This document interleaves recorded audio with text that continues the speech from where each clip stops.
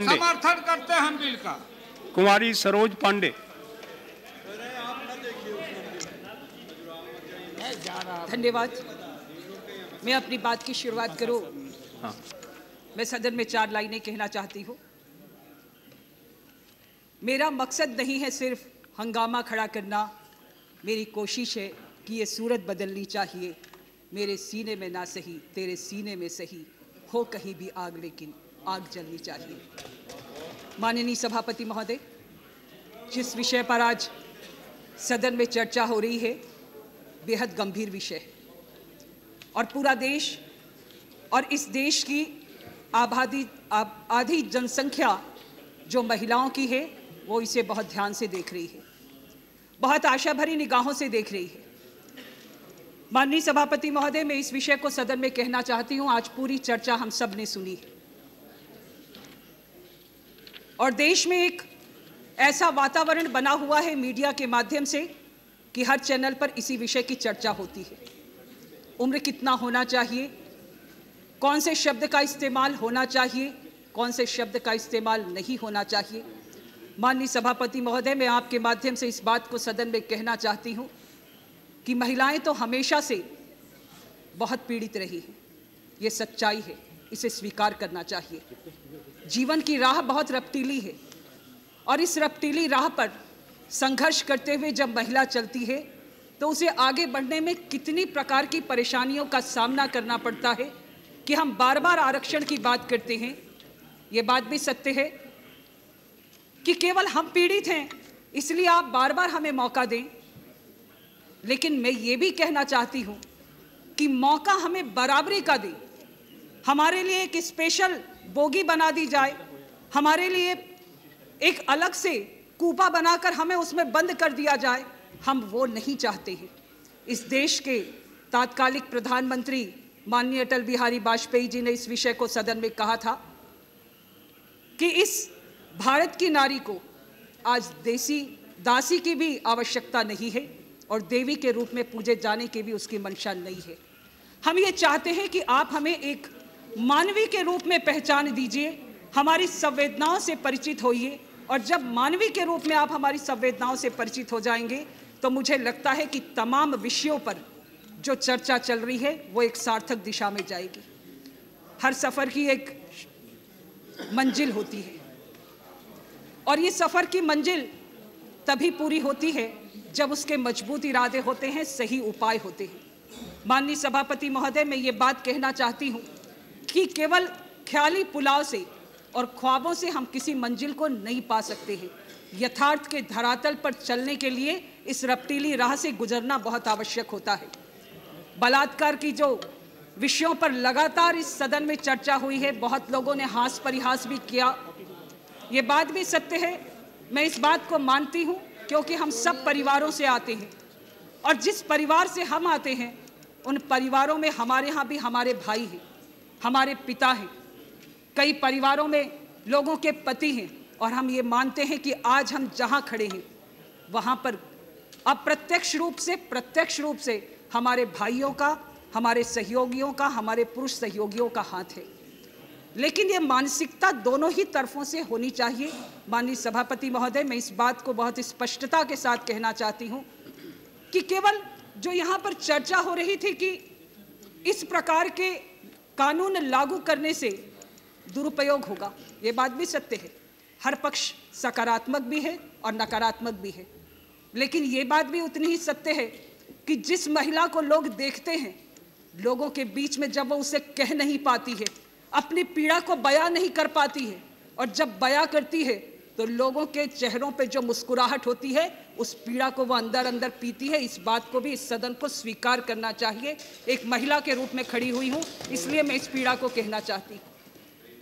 एक सामान्य परिवार, हम कुछ जगहों पर पहुँच जाते हैं और राजनीति में मैं ये कहना चाहती हूँ कि हमारी आदर्श, जिन्हें हमने राजनीति में हमेशा आदर्श मान के, हमारी नेता प्रतिपक्ष माननीय सुषमा स्वराज जी ने इस विषय को बहुत पहले लाया था।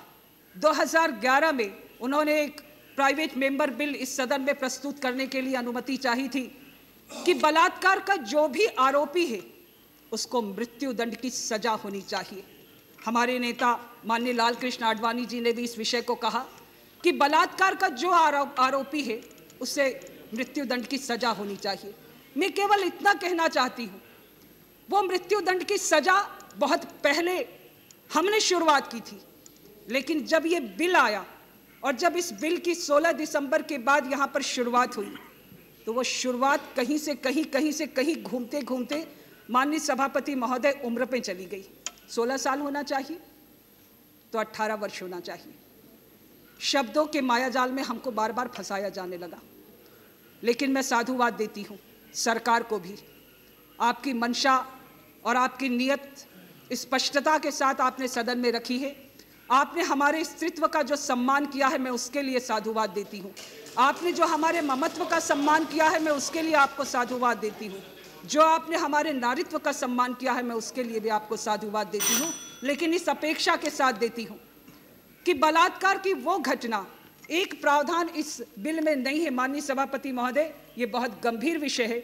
मैं चाहती हूँ माननीय गृह मंत्री जी से आपके माध्यम से कि आप इसे जरूर शामिल करें। वो छोटी बच्चियाँ जो 2 साल की हैं, वो छोटी बच्चियाँ जो 4 साल की हैं, जो ये बता भी नहीं सकती हैं कि उनके साथ घटना में क्या हुआ है, उसके साथ बलात्कार होता है। आप किस प्रकार से उसको डिफाइन करेंगे? लोगों के बीच में उसको किस प्रकार का दंड देने का प्रावधान करेंगे?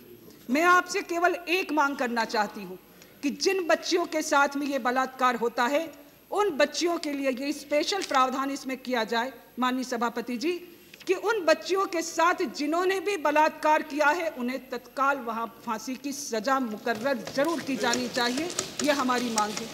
मैं अंतिम बात कहना चाहती हूँ, मैं बहुत कम शब्दों में अपनी बात कह दूंगी। माननीय सभापति जी, मैं आपसे केवल 2 मिनट का समय और चाहती हूँ। आज सदन में कुछ विषयों पर चर्चा हुई थी, संस्कृति के विषय पर।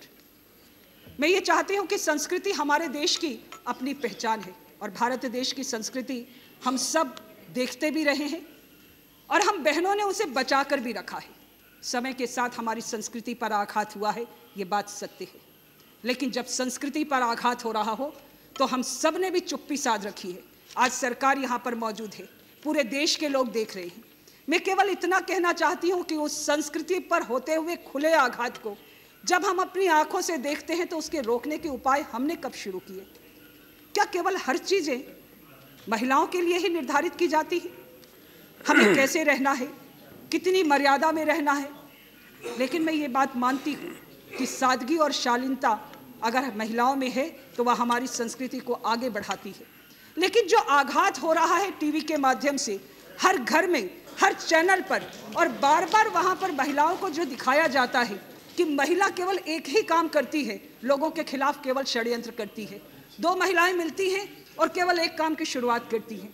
जो विज्ञापन आते हैं, हम अपने पिता के सामने वो विज्ञापन देखने की हिम्मत नहीं जुटा पाते हैं। माननीय सभापति जी, मैं अंतिम बात कहने जा रही हूँ। संस्कृति पर होते हुए आघात को यदि हमने रोका तो मुझे लगता है कि हम जो ये लड़ाई लड़ रहे हैं वो जीत जाएंगे। किसी ने इस विषय को कहा था कि भारत को हराना शायद मैदान में, युद्ध के मैदान में आसान है, लेकिन भारत को संस्कृति के मैदान में हराना कठिन है। और जिस दिन भारत को हराना हो, उस दिन यदि संस्कृति के मैदान में भारत को हरा दिया जाए तो भारत अपने आप समाप्त हो जाएगा। हम कुटुंब में रहते हैं। और मैं केवल एक बात कहते हुए अपनी बात को समाप्त करूंगी, जो आज पूरे इस सदन में इस विषय पर चर्चा हुई। बहुत से हमारे सहयोगियों ने इस विषय को उल्लेखित भी किया कि अब हम आपकी ओर नहीं देखेंगे। मैं इस बात को कहना चाहती हूँ, आज मन बहुत आहत है। मैं ये कहना चाहती हूँ कि हम आपके माध्यम से, आपके साथ, आपके सहयोग से खड़े हुए हैं। हम प्रतिस्पर्धा नहीं चाहते हैं, हम बराबरी का हक चाहते हैं। इसलिए बराबरी के हक के लिए जो प्रावधान है, इसकी आवश्यकता है कि जो कानून है वो पर्याप्त है। और इस कानून के साथ साथ सुशासन यदि आएगा तो मुझे लगता है कि आज की ये चर्चा सार्थक होगी। धन्यवाद। श्रीमती प्रिया दत्त।